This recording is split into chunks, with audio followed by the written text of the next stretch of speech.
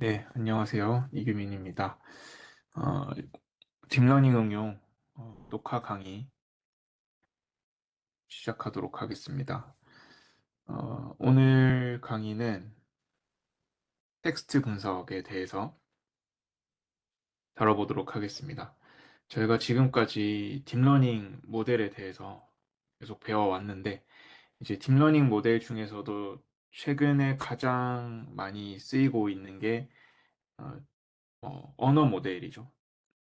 버트, GPT, 요새 또 챗 GPT가 많이 쓰이고 있는데, 이런 이제 언어 모델에, 어, 가장 골자가 되는 모델이 트랜스포머라는 모델입니다. 근데 이제 트랜스포머를, 배우기 전에 텍스트라는 데이터에 대해서, 텍스트 데이터를 어떻게 하면 전처리를 할 수 있고, 어떻게 전처리를 할 수 있고, 텍스트들을 다루는 방법들, 그리고 텍스트 분석을 하기 위한 모델들을 기본적으로 알고 있어야 이제 트랜스포머 모델에 대해서 배울 때 좀 더 응용이 어, 원활할 것 같아서 텍스트 분석에 대해서 또 다뤄보도록 하겠습니다.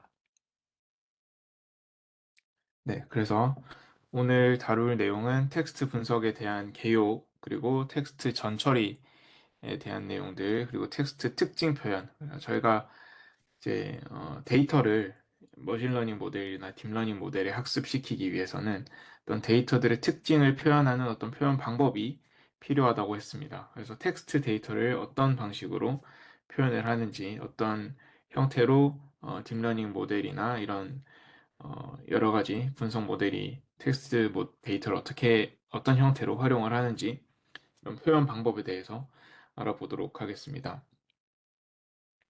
먼저 텍스트 데이터 같은 경우는 이제 어, 굉장히 최근에 또 많이 쓰이고 있습니다. 이 데이터 분석 측면에서 이제 새로 생성되는 데이터의 약 80%가 비정형 형태로 구성된다고 합니다. 여기서 말하는 비정형이라고 하는 것은 어, 이제 저희가 처음 시간에 배웠던 것처럼 정형 데이터는 이제 테이블 형태로 행과 열로 정리할 수 있는 기본적으로 그런 형태의 데이터들 그리고 수치로 정의가 되는 그런 데이터들을 말한다면 비정형 데이터는 어떤 행과 열로 표시할 수 없고 어떤 이미지나 소리, 그림, 뭐 텍스트, 비디오 이런 이제 정형화되지 않은 모든 데이터들을 말합니다. 근데 그 중에서도 이런 비정형 데이터 중에서도 대부분이 사실은 텍스트 데이터입니다. 저희가 뭐 회사에서도 엄청나게 많은 양의 보고서나 레포트나 어떤 문서들 그리고 이제 그런 것들이 이제 매일매일 생산되고 있고 뭐 학교에서도 마찬가지고 일상생활에서도 저희는 글을 바탕으로 굉장히 많은 일들을 합니다. 그렇기 때문에 텍스트 데이터, 이제 글이 적혀 있는 데이터는 계속해서 점점 더 많아지고 있고, 또, 저희가 생활하는, 그리고 저희가 어떤 작업을 하든 어떤 일을 하든 거의 모든 산업과 모든 일상생활에서 확인할 수 있는, 발견할 수 있는 네, 그런 형태의 데이터라고 보시면 되겠습니다. 그래서 이제 이런 텍스트 데이터가 이렇게 많이 있는데 이거에 대해서 우리가 이 텍스트 데이터를 잘 분석을 해서 어떤 의미 있는 정보를 추출을 하거나 어떤 새로운 지식을 창출해낼 수 있으면 좋겠죠. 근데 이제 기존에는 이런 텍스트 데이터들을 활용하는 방식이 사실은 제한적이었습니다. 가장 우리가 제일 많이 알고 있는 부분들은 역시 검색이죠. 네이버나 구글과 같은 검색 엔진에서 결국엔 텍스트 데이터로부터 사용자가 원하는, 사용자가 궁금해하는 그 검색어에 해당하는 그 문서를 찾아서 이렇게 보여주는 식으로 검색 엔진이 구동이 되는데, 이 검색이라는 부분이 이제 텍스트 데이터를 다루는 가장 큰 부분이었습니다. 예전에는. 근데 이제 머신러닝, 뭐 딥러닝 이렇게 발달하면서 이제는 검색을 통해서 문서를 그냥 찾는 것에서 끝나는 게 아니라 이 문서에 있는 텍스트 데이터들을 잘 파악하고 기계가 이해할 수 있도록 해서 실제로 가치가 있는 지식이나 정보를 추출할 수 있는 그런 분석들이 필요하고 또 이제 많이 나오고 있습니다. 그래서 이제 텍스트 분석이라고 하면 기본적으로는 다양한 용어로 정의가 됩니다. 그래서 뭐 텍스트 어널리틱스, 텍스트 마이닝 또는 knowledge discovery in text라고 해서 이제 다양한 형태, 다양한 어떤 용어들로 텍스트 분석을 지칭을 하고 있는데요. 결국에는 이 텍스트 데이터를 분석해서 가치 있는 지식이나 정보를 추출하는 모든 분석을 이제 텍스트 분석이라고 할 수가 있겠습니다. 특히 이제 아까 말씀드렸던 것처럼 정보 검색, 그러니까 내가 원하는, 사용자가 원하는 그 정보를 문서들 중에서 어떤 문서가 갖고 있느냐라는 것을 찾아내고 그것을 이제 사용자에게 전달하는 이런 정보 검색 분야부터 해서 데이터 마이닝, 머신러닝, 뭐 딥러닝, 통계 기법, 뭐 컴퓨터 공학, 컴퓨터 프로그래밍도 마찬가지고 굉장히 다양한 학문들이 융합된 분야라고 할 수 있습니다. 그래서 어떤 문서를 이렇게 그 인터넷에 엄청나게 많이 있는 문서들 중에서 필요한 부분들, 내가 찾고자 하는 검색어에 부합하는 문서들만 뽑아내서 이렇게 정보 검색 기법을 통해서 뽑아내고 여기다가 이제 어떤 뭐 텍스트 마이닝 기법들, 이제 결국에 뭐 데이터 마이닝이나 머신러닝 기법들을 활용을 해서 또 의미가 있는 단어들을 파악을 하고 의미가 있는 문장들, 단어들, 표현들을 파악을 하고 그렇게 파악된 정보들로부터 이제 어떤 가치 있는 지식을 네, 만들어내는 이런 방식으로 이제 다양한 학문들이 이렇게 서로 융합되고 이렇게 함께 활용이 돼서 텍스트라는 데이터를 가지고 어떤 가치를 만들어냅니다. 그래서 이런 부분들을 담당하는 게 텍스트 분석이라고 할 수가 있습니다. 그리고 이제 저희가 최근에 뭐 많이 쓰고 있는 챗GPT 언어 모델 역시 텍스트 분석의 일종이라고 할 수가 있겠죠. 그래서 뭐 우리가 텍스트로 질문을 하고 텍스트로 대답을 듣고 또 뭐 어떤 질의응답뿐만이 아니라 어떤 문서를 만들어낸다거나 아니면 번역을 한다거나 하는 더 이렇게 언어 모델로 할 수 있는 모든 작업들이 다 텍스트 분석이라고 또 할 수가 있겠습니다. 자, 그래서 이제 텍스트 분석에 해당하는 이런 활용 예시들을 몇 가지 좀 살펴볼 텐데요. 첫 번째로는 정보 요약 및 시각화가 가장 이제 기본적이고 간단한 텍스트 분석의 활용 예시라고 할 수 있습니다.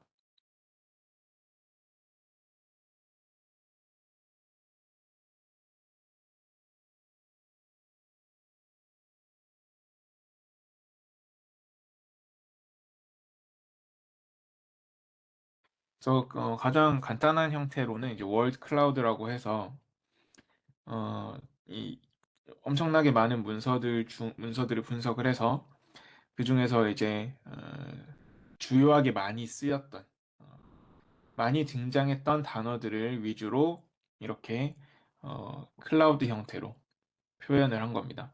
그래서 이 지금 여기 보이는 예시에서는 뭐 이렇게 뉴스 언론별로 이렇게 그 해당 언론에서 나왔던 기사들을 분석을 해서 가장 많이 나온 단어들을 이렇게 표시를 했습니다. 그래서 많이 나왔을수록 더 크게 표시가 되고 적게 나올수록 더 작게 표시가 되는 이런 형태로 보통 월드 클라우드가 형성이 됩니다. 그래서 보시면 이렇게 단순히 많이 나온 단어들만 추출해서 확인을 해도 어떤 우리가 새로운 어떤 가치를 만들어낼 수 있습니다. 어떤 정보를 추출해낼 수가 있습니다. 지금 이 워드 클라우드만 봐도 각각의 언론이 어떤 키워드에 더 주목을 하고 있는지를 확인을 할 수가 있고, 그것만 봐도 이 언론 간의 어떤 특성들을 비교를 할 수가 있죠. 그래서 이런 워드 클라우드도 이렇게 간단하게 분석을 하지만 한눈에 들어오고 어떤 정보들을 빠르게 파악할 수 있다라는 점에서 특히 뉴스나 이런 어, 부분에서 많이 쓰이고 있는 네, 기법입니다. 워드 클라우드가 있고 또 이제 비슷하게 키워드 네트워크가 있습니다. 이거 워드 클라우드처럼 결국에 어, 어떤 단어들을 표시를 해주는 사례인데 여기서는 이제 아마 같이 많이 나온 단어들이 가- 어, 이렇게 연결되는 형식으로 이 네트워크를 구성한 것입니다. 그래서 보시면 이렇게 어, 뭐 의미가 비슷하거나 아니면 같은 어, 맥락에서 쓰이는 그런 단어들이 이제 연결이 되고 많이 연결되어 있을수록 더 굵은 형태의 굵은 이제 연결선을 가지는 네, 형태로 이렇게 네트워크를 구성을 할 수가 있습니다. 이렇게 봤을 때 어떤 단어들이 많이 쓰였고 어떤 단어들이 같이 많이 등장을 했는지 이런 것들을 확인을 할 수가 있고 어떤 어, 단어들의 어떤 지형을 확인을 할 수가 있고 이런 경향을 확인을 할 수 있는 그런 형태로 이제 결국에 이것도 정보를 요약해서 사람이 확인할 수 있도록 시각화를 해주는 그런 형태의 사례라고 보실 수 있습니다. 또는 이제 문서 유사성을 시각화할 수 있습니다. 여기서 말하는 문서의 유사성이라고 하는 것은 각각의 문서들, 그러니까 뭐 뉴스 기사가 됐든 여기서는 연설문인데 연설문이 되었든 어떤 그 여러 개의 단어들로 이루어진 하나의 문서들이 있을 겁니다. 그러면 그 문서들 사이에 유사도를 파악을 해서 측정을 해서 이렇게 유사도가 비슷한, 그러니까 문서가 유사도가 높은 문서끼리 비슷한 곳에 위치하도록 이렇게 시각화를 할 수가 있습니다. 지금 보이는 이 그림에 나온 이 그래프에 나오는 것들은 각국의 중앙은행 총재가 연설했던 그 연설문을 분석을 해서 그 연설문 사이에 유사도를 바탕으로 이렇게 2차원 공간에 매핑을 한 겁니다. 그래서 이 공간상에서 가까이 위치하는 그 문서들, 결국에 각 국의 중앙은행 총재 연설문이라고 했으니까, 어, 그 각 나라들이 이제 표시가 되겠죠. 여기 보신 것처럼 뭐 스페인, 이탈리아, 핀란드, 독일, 프랑스 뭐 이런 식으로 나라가 표시가 될 텐데 이렇게 가까이 있는 나라들끼리는 연설문의 어떤 내용이 유사했다라고 우리가 볼 수가 있는 겁니다. 신기하게도 얼추 어떤 그 지역적인 네, 부분들을 좀 반영을 하는 것을 알 수가 있습니다. 뭐 물론 아닌 경우도 있지만 여기 보시면 스페인, 이탈리아도 어, 비슷한 유럽의 나라하고 공유를 하고 있고 아일랜드, 영국도 마찬가지고 이런 프랑스, 독일, 핀란드도 결국에 유럽에서 이렇게 비슷한 위치에 있다. 그리고 여기 보면 홍콩, 파키스탄, 필리핀, 말레이시아, 싱가포르, 타일랜드 이런 식으로 아시아 국가들도 이렇게 모여 있고 결국에 중앙은행 총재의 연설문이라는 것이 그 해당 지역에 더 영향을 많이 주는 쪽으로 어, 내용이 당연히 흘러갈 거기 때문에 이렇게 문서의 유사도를 확인을 했을 때도 이런 식으로 나타나는 것을 확인을 할 수가 있죠. 그래서 이런 식으로 분석을 해서 이렇게 나타낸 이제 표입니다. 여기 보시면 이렇게 실제 그 시점에 어떤 화두가 되는 것들을 각국에서 어떻게 어떤 내용으로 어떤 단어, 어떤 키워드로 표현을 했는지를 이제 요약해 놓은 건데 이런 식으로 어떤 문서의 내용이 문서가 굉장히 길게 몇 천 개, 몇만 개의 단어로 이루어져 있을 텐데 그것들을 요약을 해서 이렇게 비교를 할 수 있게 만들어주는 그런 방식으로 이제 어, 정보 요약과 시각화가 이루어진다라고 보시면 되겠습니다. 그래서 가장 기본적인 형태의 어, 텍스트 분석이라고 할 수 있습니다. 자, 그리고 다음으로는 이제 문서를 군집화할 수 있습니다. 이제 문서끼리 유사도를 측정을 할 수 있으니까 그 유사도를 바탕으로 비슷한 문서들을 모아두는 거죠. 그래서 이제 여기 보이는 그림은 특허 맵이라고 합니다. 특허도 결국에 하나의 문서이기 때문에 특허 문서와 특허 문서 사이의 유사도를 측정을 할 수가 있겠죠. 그 내용을 바탕으로. 그러면은 그 특허 문서들끼리 유사도를 바탕으로 이렇게 분집화를 해보는 겁니다. 그러면 당연히 뭐 그렇겠지만 비슷한 내용들의 특허들끼리 모여 있을 것이고 그 특허들의 어떤 특징들을 살펴보면 이런 큰 주제로 이렇게 묶을 수가 있을 겁니다. 그래서 이렇게 시각화를 해보면 어떤 주제와 주제가 어떤 연관성이 있는지 그리고 특허들이 어떻게 연관되는지 이런 것들을 한눈에 확인을 할 수가 있다라는 게 이제 문서 군집화를 하는 분석의 어떤 목적이라고 할 수 있죠. 그리고 또 다른 방식으로는 검색 결과를 군집화하는 것들이 있습니다. 그래서 우리가 이제 구글에서 어떤 검색을 한다라고 했을 때 이 검색 결과들이 문서들이 다 서로 다른 어떤 형태나 주제를 서로 다른 형태나 뭐 다른 카테고리에 속해 있을 수가 있죠. 근데 이제 결국에 내가 원하는 검색어는 하나기 때문에 그 검색어에 대한 다양한 형태의 문서들을 확인을 할 수가 있는데 이 문서들을 묶어줘서 어떤 이제 사용자들이 좀 더 확인하기 편하게 그래서 뭐 영상은 영상대로, 뭐 기사는 기사대로. 우리 뭐 네이버에서 검색을 해보면 이렇게 글들 따로 모아놓고, 뉴스 따로 모아놓고, 영상 따로 모아놓고, 뭐 카페 따로 모아놓고, 쇼핑 따로 뭐 이런 식으로 되어 있잖아요. 그런 것처럼 이 어, 문서들의 뭐 형식이나 특징, 이걸 바탕으로 이제 군집화를 해서 검색 결과를 보여주는 것도 역시 문서 군집화의 일종이라고 할 수가 있겠죠. 어, 네.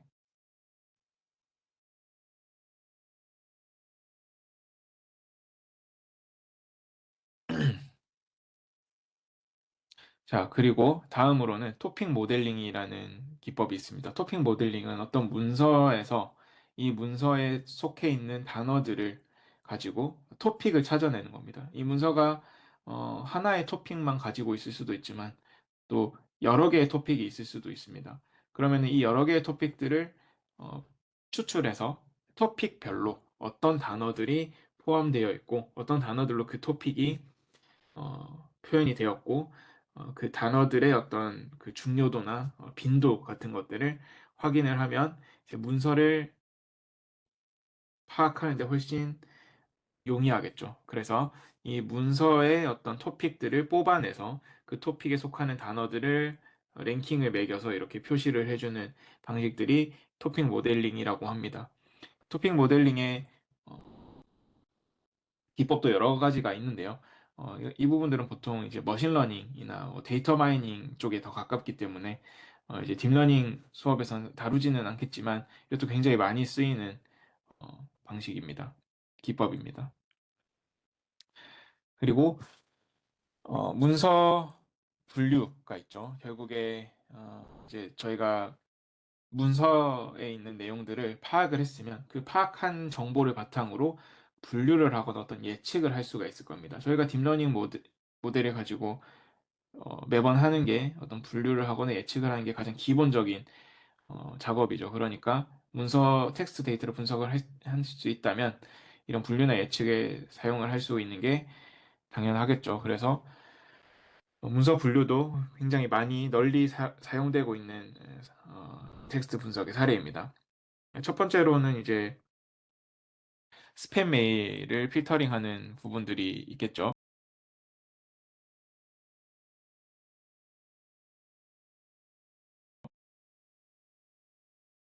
그래서 스팸 메일이 이제 보통은 어떤 스팸 메일을 필터링하는 부분들이 어떤 키워드나 어떤 표현들을 가지고 필터링을 하게 되는데 이게 또 점점 고도화가 되면서 그런 필터링에 걸리지 않도록 스팸 메일을 작성해서 보내는 경우들이 또 많아지고, 그러면 필터링 하기 위한 어떤 그 키워드나 조합 이런 것들도 굉장히 또 복잡해지고, 그러다 보면은 또 필터링 제대로 하지 못하거나 이런 경우도 생깁니다.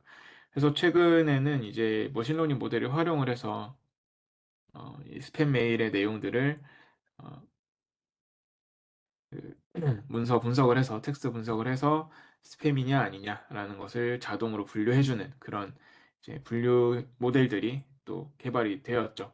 그래서 아마 지금도 그 뭐 지메일이나 대부분의 어떤 메일 서비스에서 머신러닝을 사용을 할 겁니다. 그래서 그냥 단순히 키워드나 어떤 패턴만 가지고 판단을 하는 게 아니라 어, 어떤 우리가 어떤 규칙상으로는 알 수 없는 네, 그런 스팸 메일의 어떤 패턴 같은 것들을 머신러닝이 판단하게끔 하는 네, 그런 방식으로도 이용이 됩니다.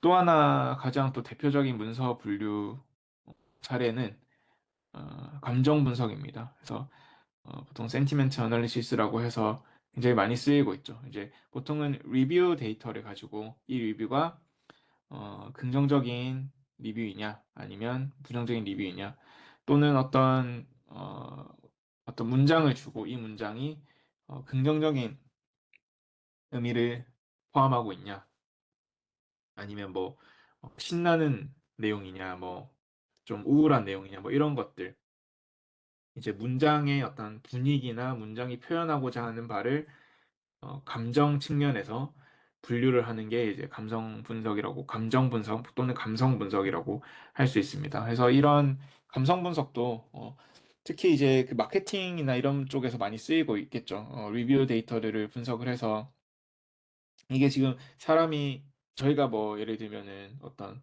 물건을 살 때 리뷰들을 많이 참고를 하잖아요. 그런 것처럼 마케팅을 하는 입장에서 물건을 팔아야 되는 입장에서는 자기 회사의 물건들이 나왔을 때 사람들이 얼마나 이거를 실제로 어떻게 느끼는지를 파악을 해야 되는데 그 수많은 리뷰들을 다 사람이 읽어볼 수 없기 때문에 이런 감정 분석 기법을 통해서 좀 전체적인 경향성을 한 번에 파악할 수 있도록 하는 네, 그런 방식으로 좀 많이 사용이 되고 있는 것 같습니다. 그리고 아까 문서의 유사도를 분석한 것처럼 이제 문장의 유사도도 분석을 할 수 있겠죠. 사실 비슷한 내용이긴 합니다만 이 문장의 유사도를 분석해서 할 수 있는 것들이 뭐 많이 있는데 그 중에 하나가 이제 상품 간의 유사도를 측정하는 것도 하나 예시가 될 수 있겠습니다. 이거 같은 경우는 이제 지금 저희 상표 우리나라 이제 특허청에서 관리하는 그 상표에 대해서 이 상표별로 지정 상품이라는 게 있습니다. 이 지정 상품이 해당하는 어, 상표가 나타내는 그 상품의 종류를 말하는 것인데 이 지정 상품이 얼마나 비슷하냐라는 것을 찾는 네, 모델입니다. 그래서 이게 왜 필요하냐면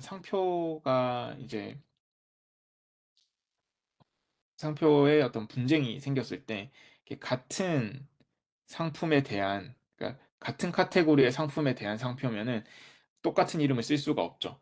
그렇기 때문에 이 출원된 상표가 같은 상품에 해당하는 건지를 확인을 하려면 이런 상품 간의 비교를 할 수 있어야 됩니다. 이 지정 상품이 얼마나 비슷하냐라는 것을 확인을 하면 이 상표 간의 분쟁을 좀 더 빠르게 파악을 할 수가 있겠죠.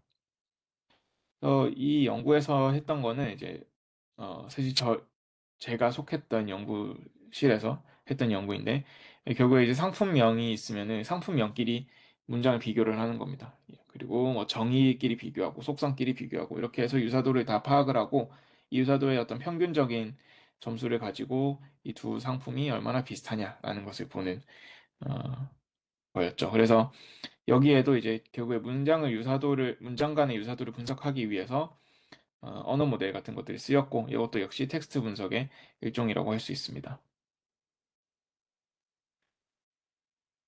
자, 그리고 추천 시스템에도 텍스트 분석이 쓰입니다. 그래서 문서 유사도를 우리가 알고 있으면 그 유사도를 기반으로 어떤 나와 맞는 어, 것들을 추천을 해주는 방식으로 이용을 할 수가 있는데, 자, 여기 나오는 예시에서는, 어, 그 사람의, 그러니까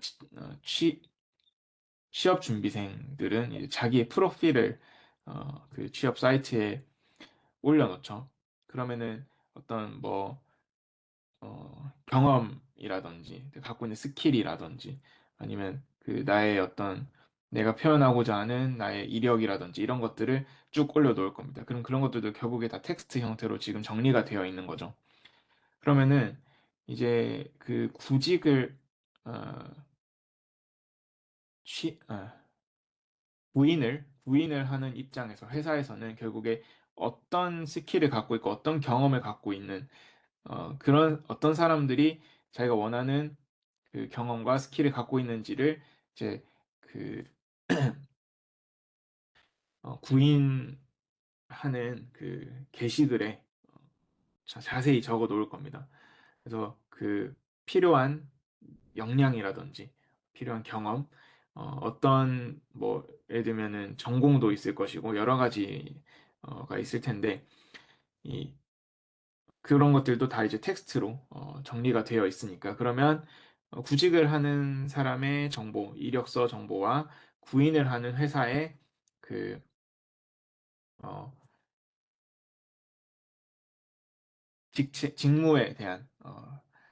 직무에 대한 내용들이 기술되어 있는 그 직무 기술서라고 할 수 있겠죠. 그런 문서들이 있을 건데 그래서 그 두 가지의 문서의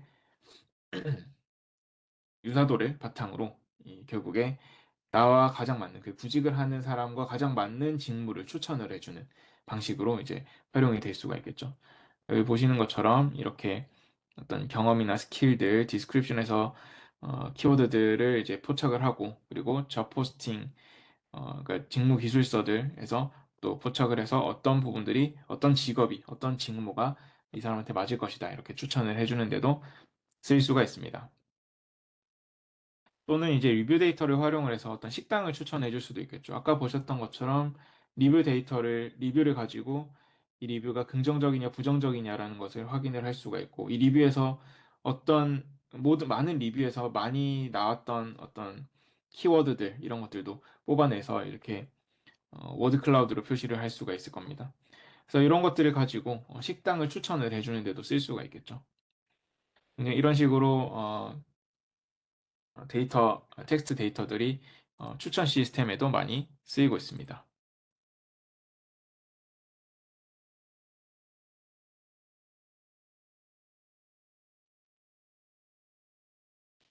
그리고 이제 NLP 그러니까 지금까지 했던 내용들 중에서 NLP라고 하는 것들을 아마 지나가면서 보셨을 거예요. 그래서 NLP라고 하는 것은 Natural Language 프로세스라고 해서 자연어 처리라고 보통 부르는데 결국에는 이런 자연어로 이루어진 이 텍스트 데이터를 어떻게 잘 처리를 해서 내가 원하는 정보를 뽑아낼 것인가 라는 부분에 초점을 맞춘 어떤 용어라고 할 수 있습니다. 최근에 나오는 언어 모델이나 뭐 챗GPT 같은 것들은 자연어 처리를 넘어서서 자연어 이해, Natural Language Understanding이라고 합니다. 자연어 이해 모델이라고 합니다. 그래서 이걸 이해라고 하는 이유는 실제로 텍스트 데이터 어떤 뭐 문장이나 문서를 집어 넣었을 때 기계가 정말로 이 문장이나 문서를 우리가 사람이 하는 것처럼 이해를 하고 이해한 바를 바탕으로 어떤 지시를 어, 또 수행하는 그런 방식으로 어, 분석이 이루어지기 때문에 자연어 이해라고도 합니다. 대표적인 게 이제 질의응답이겠죠. 그래서 질문을 던지면 그 질문의 요지를 잘 파악을 해서 질문에 대한 정확한 대답을 주는 그런 방식으로 이루어지는 분석이 이제 질의응답인데 우리가 챗GPT 다들 써보셨겠지만 챗GPT를 쓰면은 이런 가장 기본적인 형태가 질의응답입니다. 챗GPT 모델에 내가 질문을 하고 그 모델이 내 질문을 이해를 해서 질문에 대한 답을 주는. 사실은 이해라고 했지만 그게 실제로 이해한 거는 아니긴 한데, 사람이 경험하는 측면에서는 이 나의 질문, 나의 어떤 지시를 자연어로 이루어진 어, 이 문장들을 기계가 정말로 이해를 하는 것처럼 느껴지기 때문에 자연어 이해라고 부르는 것 같습니다. 자, 이렇게 이제 텍스트 분석에 대한 활용 예시들을 살펴보았는데, 이 텍스트 분석이 이렇게 많이 널리 쓰이고 있지만, 어, 그럼에도 또 이렇게 많이 쓰이고 있을 때 또 중요하게 여겨지는 그런 이슈들이 좀 있습니다. 이 텍스트 분석을 더 잘하기 위해서 꼭 해결해야 하는 이슈들이 있습니다. 첫 번째로는 고차원 데이터를 처리해야 한다는 점입니다. 자연어, 특히 이제 우리가 어떤 문서를 분석한다고 했을 때, 이 문서에 나올 수 있는 단어가 굉장히 많이 있을 수가 있겠죠. 그래서 예를 들면은 하나의 단어를 우리가 어, 텍스트 분석을 하기 위해서 하나의 단어마다 단어를 수치화해서 어떤 기계가 이해할 수 있는 형태로 변환을 시켜주고자 합니다. 그러면은 보통 가장 기본적인 방법이 이렇게 저희 배웠던 원합 벡터의 형태로 나타낼 수가 있을 텐데, 이렇게 각각의 단어별로 이 어, 전체 모든 고유한 단어들의 집합에다가 해당하는 단어의 위치에만 1을 넣고 나머지는 다 0이 되는 그런 원합 벡터의 형태로 이 단어를 나타낼 수가 있겠죠. 그래서 여기 보이는 이 문장에서 이 문장에 있는 단어들이 세상에 존재하는 모든 단어라고 합시다. 그러면은 여기 나오는 고유한 단어의 수는 2, 3, 4, 5, 6, 7 워드는 하나 있으니까 총 7개가 되겠죠. 그럼 이 7개 중에서 어, 각각의 단어가 어디에 위치해 있는지에 따라서 각 단어를 표현을 할 수가 있습니다. 월드라는 단어는 7개 중에서 첫 번째이기 때문에 첫 번째 위치에 1, 나머지는 0. 임베딩이라는 단어는 두 번째 위치에 있기 때문에 두 번째는 1, 나머지는 0. 이런 식으로 각 단어별로 이렇게 원합 벡터로 표시를 할 수가 있겠죠. 자, 근데 이제 여기 나와 있는 단어가 다일 때는 충분히 구분도 잘 되고 이 단어들이 가지는 수치형 벡터가 의미가 있을 건데, 만약에 단어가 100개가 되고 전체 존재할 수 있는 단어가 100개가 되고 만 개가 되고 10만 개가 되고 이렇게 된다면 어, 그 단어 하나를 표현하는 데 있어서 10만 개의 원소를 가지는 벡터가 필요한 거죠. 근데 그 10만 개의 원소를 가지는 벡터 안에서 값을 가지는 것은 0이 아닌 값을 가지는 것은 1 하나밖에 없습니다. 하나의 원소밖에 없습니다. 그러면 이렇게 굉장히 큰 사이즈의 데이터가 있는데, 벡터 데이터가 있는데, 거기서 숫자가 존재하는, 그러니까 0이 아닌 값이 존재하는 게 하나밖에 없으면 어, 이 모델이 기계가 학습하는 데 있어서 굉장히 어려움을 겪습니다.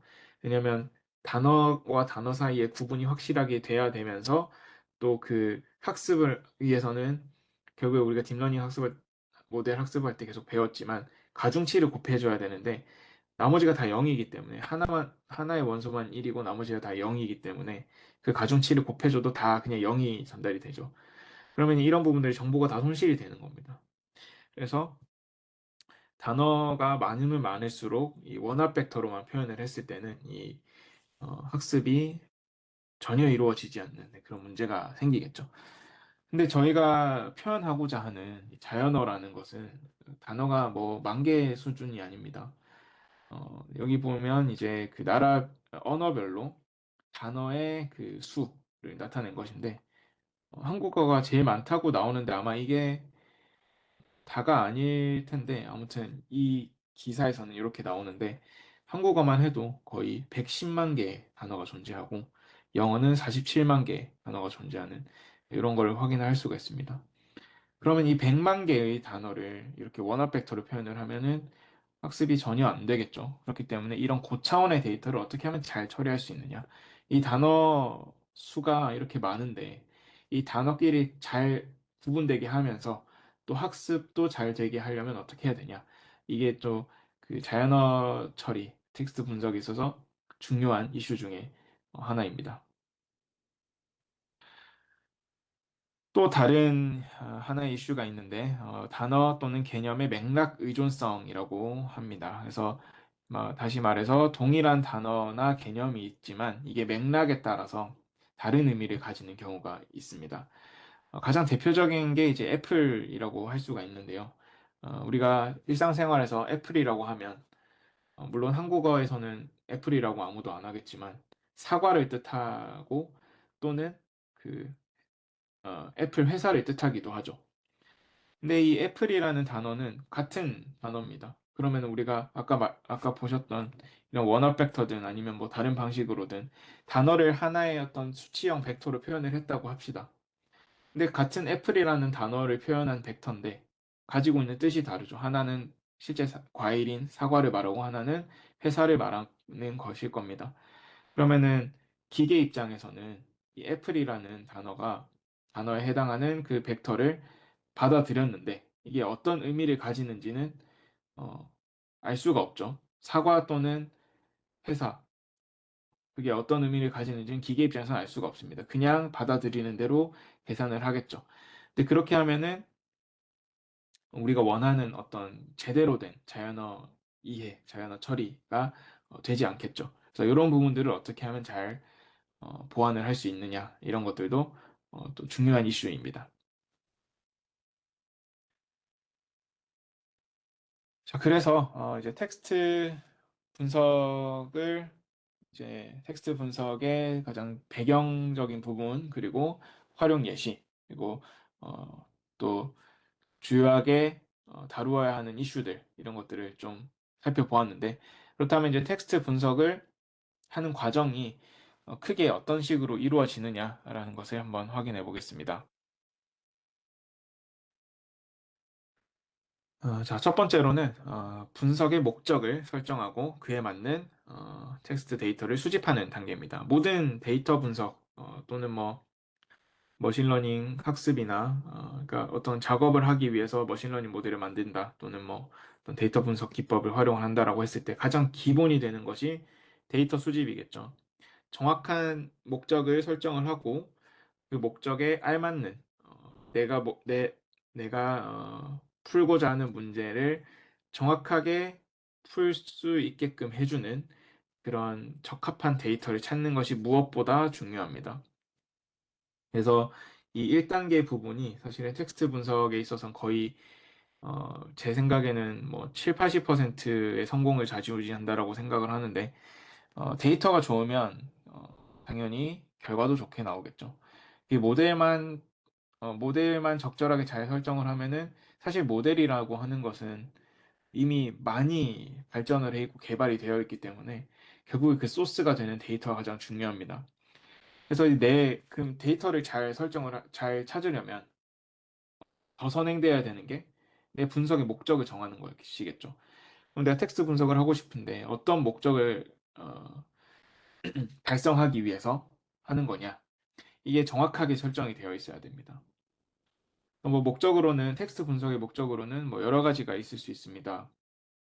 아까 보셨던 뭐 질의응답 될 수 있고 감성 분석이나 아니면 정보 요약 아니면 어떤 뭐 계획을 세운다거나 아니면 번역을 한다거나 아니면 뭐 요새는 이제 챗GPT 같은 걸 가지고 할 수 있는 것들이 굉장히 많이 있는데 뭐 예를 들면은 뭐 소설을 쓴다거나 아니면 보고서를 쓴다거나 과제를 한다거나 여러 가지 할 수가 있겠죠. 그런 나의 목적에 맞는 내가 하고자 하는 정확한 목적을 설정을 하고 그 목적을 달성하게 해주는 그 목적에 알맞는 데이터들을 이제 수집을 해야겠죠. 예를 들면 질의응답이라고 하는 목적을 내가 설정을 했어요. 그럼 그럼 질의응답도 주제가 여러 가지가 있을 수 있겠죠. 뭐 예를 들면은 진짜 고객센터에서 하는 질의응답, 어떤 물품에 대한 전자제품에 대한 뭐 고장이나 어떤 문의들을 처리할 수 있는 그런 질의응답 분석을 하고 싶다라고 하면 그 모델에 대한, 그러니까 그 물품에 대한, 그 전자제품에 대한 정보들을 많이 갖고 있는 데이터가 일단 필요하겠죠. 그리고 실제로 질문과 대답이 있는 그런 데이터가 필요하겠죠. 그래야 입력이 질문이 되고 출력이 대답이 되는 모델을 구성을 해서 이 텍스트들을 입력을 시키고 모델이 학습을 해서 정확한 대답을 할 수 있게끔 만들 수가 있으니까. 질의응답에서는 그런 부분들이 필요할 거고, 또 감성 분석에서는 리뷰나 뭐 감성을 분석해야 하는, 감성이 분석될 수 있는 그런 데이터들을 아마 필요로 할 겁니다. 그래서 이런 목적을 정했으면은 그 목적에 맞는 데이터들을 이제 수집을 해야 되는데, 기본적으로는 어떤 뭐 웹에서 웹 크롤링이라고 하죠. 이렇게 웹에서 데이터들을 긁어 모으는 방식이 될 수도 있을 것이고, 아니면 책 데이터들 이제 어, 실제 책이라기보다는 이제 그 컴퓨터화된 디지털화된 책 텍스트들 이런 것들을 모아서 어떤 뭐 분석을 한다거나, 아니면은 그 이미지별로 이미지를 설명해 놓은 캡션들이 있을 겁니다. 그 캡션들을 모아서 이미지에 캡션을 붙이는 모델을 만든다거나, 여러 가지가 될 수가 있겠죠. 그래서 이 텍스트 데이터들도 그냥 단순히 그냥 텍스트만 있는 게 아니라 또 여러 가지 뭐 이미지랑 붙어 있을 수도 있고 영상이랑 붙어 있을 수도 있고 뭐 카테고리가 설정이 되어 있을 수도 있고, 굉장히 많은 형태의 텍스트 데이터들이 존재할 겁니다. 그래서 내 목적에 맞는 이 알맞는 데이터들을 잘 수집을 하는 부분이 가장 첫 번째라고 할 수가 있겠죠.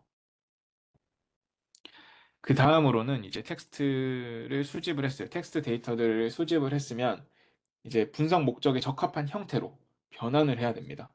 여기서 말하는 변환이라는 것은 처음에 내가 수집을 했을 때의 텍스트는 그 데이터에 따라서 굉장히 다양한 노이즈, 다양한 어떤 불필요한 정보들을 포함을 하고 있을 겁니다.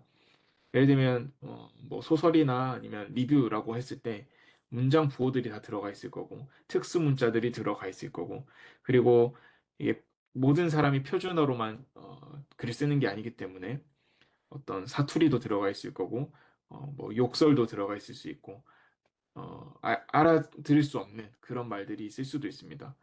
그래서 이런 부분들은 당연히 이런 부분들을 다 그대로 둔 채로 학습을 시켰을 때는 머신러닝 모델이 훨씬 더 이해하기가 어렵겠죠. 학습하기 어려울 겁니다. 그래서 최대한 이 텍스트들을 잘 정제를 해서 학습에 용이한 형태로 바꿔주는 것이 이제 텍스트 전처리, 뭐 텍스트 정제, 텍스트 전처리에 포함되겠죠. 텍스트 정제라는 부분은. 그래서 텍스트 전처리라고 하는데 가장 기본적으로는 텍스트를 전처리하는 여러 가지 방안들, 여러 가지 단계들이 있는데, 가장 기본적으로는 이렇게 네 가지를 들 수가 있습니다. 그래서 노멀라이즈라고 해서 이제 보통은 뭐 정규화, 표준화 이렇게 부르는데, 그런 노멀라이즈, 그리고 토크나이즈, 토큰화, 그리고 스탑워드라고 해서 불용어를 제거하는 거, 그리고 스탬 또는 레머타이즈라고 해서 이 어근을 찾아내는 이런 여러 가지 네 가지가 이제 가장 기본적인 텍스트 전처리 방식들입니다. 그래서 이제 표준화라고 하면 결국에 영어 같은 경우에는 이제 대문자랑 소문자가 있으니까 이 대문자로 표현된 단어랑 소문자로 표현된 단어랑 실제로는 다른 같은 뜻이더라도 기계가 모델이 이해하기에는 다른 글자죠. 그러니까 누구는 대문자를 표현하는 경우가 있고 누구는 소문자를 표현하는 경우가 있으니까, 이것도 이렇게 표준화를 시켜주면, 다 소문자로 바꿔준다거나 다 대문자로 바꿔준다거나 이렇게 통일을 시켜주면 좀 더 기계 학습에 용이하겠죠. 그래서 이렇게 표준화를 해주는 방식이 있고, 또 토크나이즈라고 하면 토큰화라고 해서 문장이 있는데 이 문장을 통째로 학습을 시킬 수가 없으니까 결국에 이 문장이 의미하는 게 따로 있는데, 문장을 하나의 단위로 해서 학습을 시키면 너무나 많은 문장이 있고 그 문장 하나하나의 뜻이 다 다르기 때문에 아마 학습이 안 될 겁니다. 그래서 단어별로 쪼개주는 게 토큰화입니다. 영어 같은 경우는 이런 토큰화가 굉장히 좀 쉬운 편이죠. 단어와 단어 사이에 공백이 항상 들어가고 그 공백이 이 단어들을 거의 무조건적으로 나눠주기 때문에 공백으로 구분을 해도 충분합니다. 그래서 영어에 대한 토큰화는 이렇게 공백을 기준으로 각 단어들을 분리시키는 겁니다. 그러면은 지금 Jenna went back to the university라는 문장이 하나, 둘, 셋, 넷, 다섯 개의 단어의 집합으로 표현이 되었죠. 그래서 한 문장을 여러 개의 단어의 집합으로 어, 변환하는, 표시하는 게 토큰화라고 할 수 있습니다. 그리고 이 중에서도 이제 분룡어라고 해서 스타버즈라는 게 있습니다. 그래서 특히 영어에서는 뭐 the, 뭐 to, and, 뭐 여기 나오는 뭐 back, 이런 다양한 이제 스타버드들. 그러니까 실제로 문장에서 쓰이는 경우가 되게 많은데 그 단어 단일로는 어떤 뜻을 가지지 않는 것들을 이제 스타버즈라고 합니다.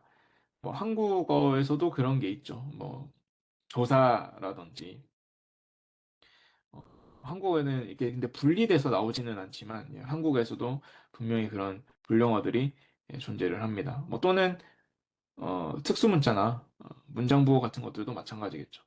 그 단어 하나만으로는 의미가 없으니까.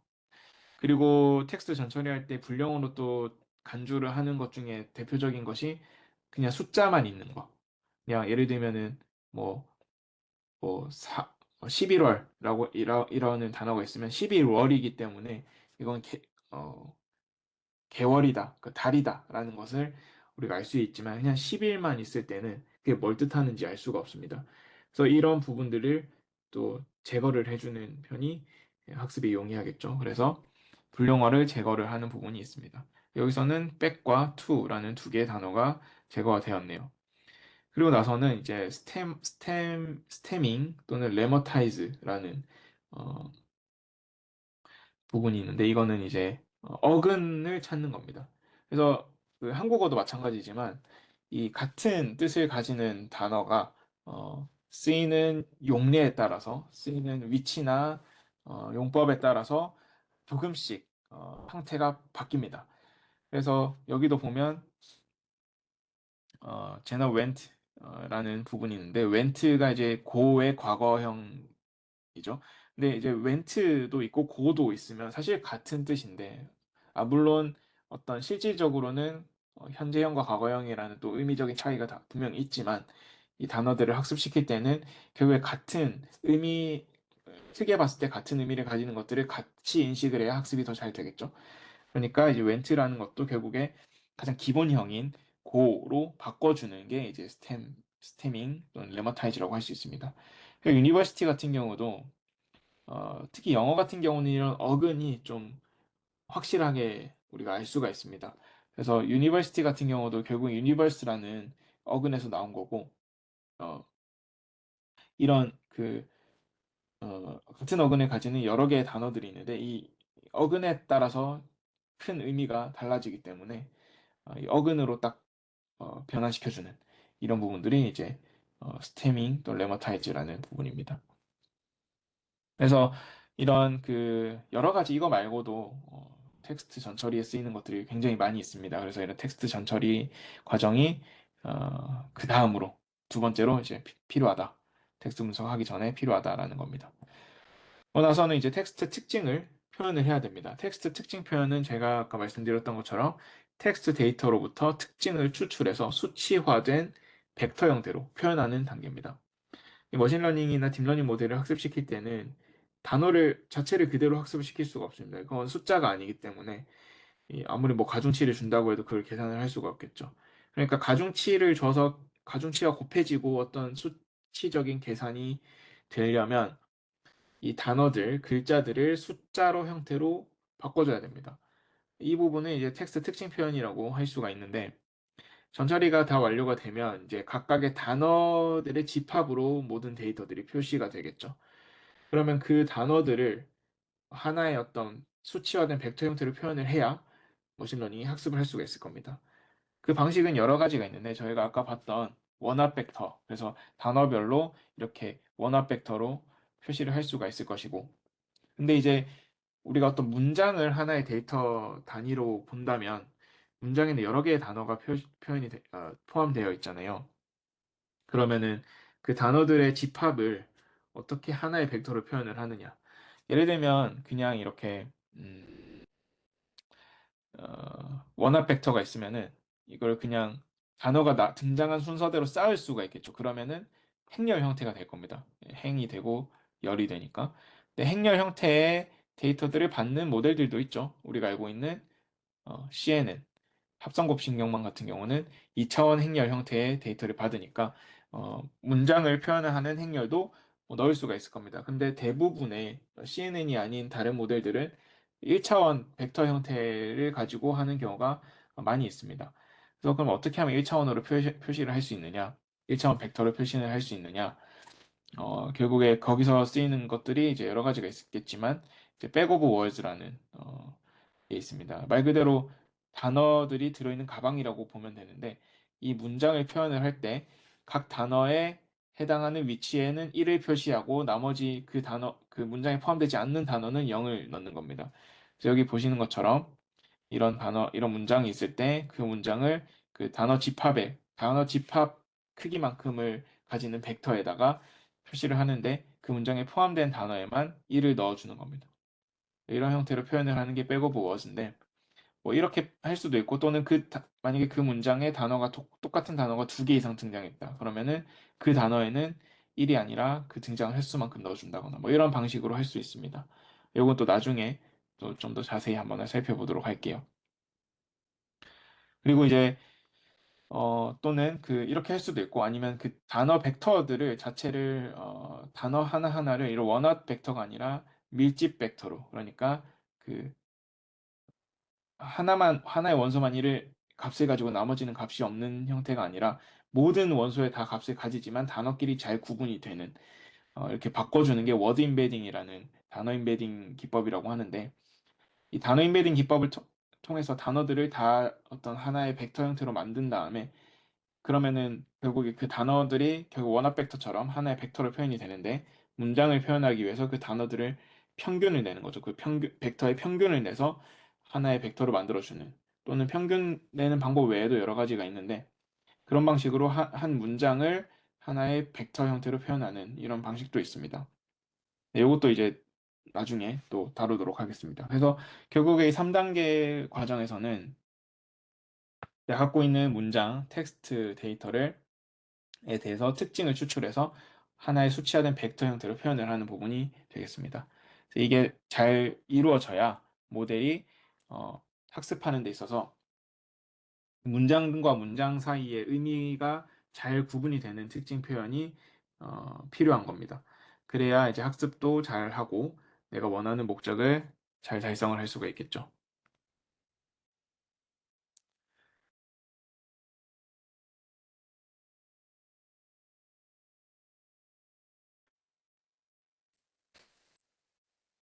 자, 그리고 마지막으로는 이제 머신러닝 모델 또는 뭐 딥러닝 모델을 학습시키고 적용하는 부분입니다. 이제 앞서 특징 표현을 했으니까 그 표현된 벡터를 바탕으로 다양한 머신러닝, 딥러닝 모델을 활용을 하고 학습을 해서 유사도 계산을 한다든지 뭐 분류 또는 예측, 군집화, 뭐 시각화, 목적에 따른 분석들을 수행을 하는 단계가 되겠습니다. 그래서 이 부분에서 다양한 활용 사례들이 나오는 거죠. 그래서 뭐 이거는 이제 결국에 어떤 모델을 쓰느냐는 그 목적에 따라 또 달라질 것이고 그래서 어, 텍스트를 가지고 아까 보셨던 것처럼 굉장히 많은 작업들을 분석들을 수행을 할 수가 있고 그 분석의 과정은 보셨던 것처럼 분석 목적을 설정하고 데이터 수집하고 데이터 전처리 그리고 특징 표현 그리고 학습과 적용 이렇게 이루어진다라는 것을 알고 계시면 되겠습니다. 자, 그래서 이제 텍스트를 전처리하는 과정에 대해서 조금 더 자세히 한번 알아보도록 하겠습니다. 기본적으로는 전처리라고 하면 텍스트 정제, 그리고 텍스트 정규화라고 어, 불리는 것들을 할 수 있을 것이고, 그 이외에도 아까 보셨던 것처럼 뭐 토큰화 할 수가 있고, 표준화 이렇게 할 수가 있는데, 하나씩 한번 보도록 하겠습니다. 그래서 텍스트 정제라고 하면 기본적으로는 이제 텍스트에 존재하는 불필요한 정보를 제거한다라는 측면에서 이루어지는 작업입니다. 아까 보셨던 것처럼 대소문자를 통합을 한다거나 불용어를 제거한다거나 또는 전체 집합에서 전체 문서에서 등장 빈도가 굉장히 낮은 단어들을 제거를 하는 것도 있을 수가 있겠죠. 예를 들면 문서가 뭐 10,000개가 있는데 그 중에서 딱 한 문서에서 딱 한 번 쓰인 단어다. 그러면 그 단어는 이 문서들을 분석하는 데 있어서는 크게 어, 필요가 없는, 중요하지 않은 단어겠죠. 그런 단어들을 제거를 하는 경우가 있습니다. 또는 길이가 너무 짧은 어, 단어 또는 문장이 되겠죠. 그래서 이런 부분들도 제거를 하면, 물론 그게 의미가 있을 수도 있지만 그렇지 않은 경우들이 대부분이기 때문에 그런 부분을 제거해 주는 경우, 이런 것들이 이제 텍스트 정제라고 할 수가 있고, 텍스트 정규화라고 하면 아까 보셨던 스태밍, 레마타이제이션 이런 것들을 뜻하는데, 같은 의미이지만 표기가 다른 단어들을 통합하는 과정입니다. 그래서 아까 얘기 들었던 것처럼 어간을 추출을 하는 거, 그리고 뭐 표제어를 추출하는 거. 그래서 한국어로 치면 먹다, 먹고, 먹으니라는 것도 결국에 이 먹는다라는 어떤 의미를 갖고 있는 거기 때문에 먹으로 통합을 한다거나, 영어에서는 시제에 따라서 바뀌는 것들, 또는 그 어, 지칭하는 바에 따라서 바뀌는 것들, am, are, is 이런 것들을 이제 이게 비동사니까 be로 통합을 한다거나, 이런 식으로 하는 게 이제 어, 정규화라고 할 수가 있습니다.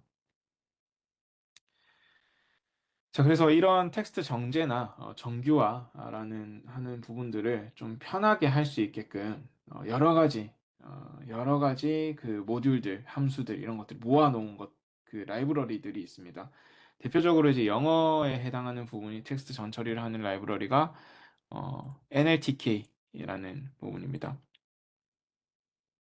아마 Natural Language Toolkit인가 그런 이름일 텐데, NLTK라는 라이브러리가 대표적이고, 한국어에도 있습니다. 코 NLPY라는 라이브러리가 있어서 텍스트 데이터들을 가지고 어떤 분석을 하고 싶은 분들은 이제 이 텍스트 전체 라이브러리들을 확인을 해서 활용을 하시면 훨씬 더 편하게 텍스트 데이터를 전처리를 할 수가 있을 겁니다.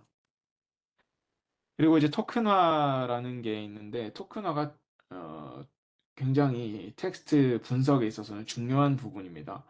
이 토큰화를 어떻게 잘 하느냐에 따라서 모델의 성능이 많이 달라지기도 합니다. 일단 토큰화라고 하는 것은 이제 특정한 어떤 기준을 바탕으로 텍스트를 의미 있는 하나의 토큰이 하나의 의미를 가지도록 해야 됩니다. 그래서 의미 있는 토큰 단위로 분리하는 과정이 토큰화이고, 영어 같은 경우는 주로 공백으로 토큰화를 수행을 합니다. 네, 뿐만 아니라 이게 단어를 기준으로 할 수도 있지만, 이 단어도 어, 단어 안에도 이게 예를 들면 단어가 합성어인 경우도 있을 것이고, 그러면은 그 단어 안에도 의미가 두 가지 이상이 내포되어 있을 수도 있죠. 그러면 단어만 가지고 단어를 단위로 토큰화를 하는 것보다 더 의미 분리를 잘하고 싶으면 이제 서브워드라고 해서, 이 단어가 만약에 합성어라면 이 합성어를 이루고 있는 그 단어들을 어, 그 세부 단어들을 분리한다는 하거나, 또는 문자로 분리를 하거나 하는, 글자로 분리를 하거나 하는 경우가 있습니다. 그래서 토큰의 단위를 설정하는 부분이 필요합니다. 또는 또 나중에 쓰이는 최근에 이제 쓰인 언어 모델에서 쓰이는 토큰화 기법으로는 이제 바이트라고 해서, 이제는 단어도 아니고 서브워드도 아니고 글자도 아니고 그 글자를 표현하기 위한 그 바이트 수준에서의 그 데이터를 기준으로 해서 토큰화를 하는 경우도 있습니다. 그게 더 잘 된다라는 어, 연구 결과가 있는데, 그거는 이제 나중에 이제 언어 모델 할 때 기회가 되면 설명을 좀 더 드리도록 하겠습니다. 아무튼 그래서 토큰화라는 게 이제 이런 의미를 가지는 게 있습니다. 그래서 예시를 보시면 이제 time is an illusion, lunchtime double so라고 되어 있는 이 문장을 토큰화를 한다라고 하면, 공백을 기준으로 time is an 이런 식으로 쭉 단어 끊어서 단어의 집합으로 만들 수가 있고, 또는 그 한글도 마찬가지로 이렇게 할 수가 있겠죠. 근데 한국어 같은 경우는 띄어쓰기만으로는 또 이게 충분히 토크나 의미 분리가 안 될 수도 있습니다. 지금 같은 경우는 이렇게 잘 띄어쓰기가 되어 있기 때문에 우리가 정말 의미하는 토큰화가 잘 이루어졌지만 만약에 띄어쓰기가 잘못되어 있으면 우리가 의미하는 그러니까 의미 단위로 분리를 해야 되는데 그게 잘 안 되겠죠, 당연히. 그래서 이런 부분들도 고려를 해야 된다라는 게 있습니다. 그리고 이제 토큰화를 할 때 또 주요하게 고려해야 될 상황이 구두점이나 특수 문자를 어떻게 처리를 할 거냐.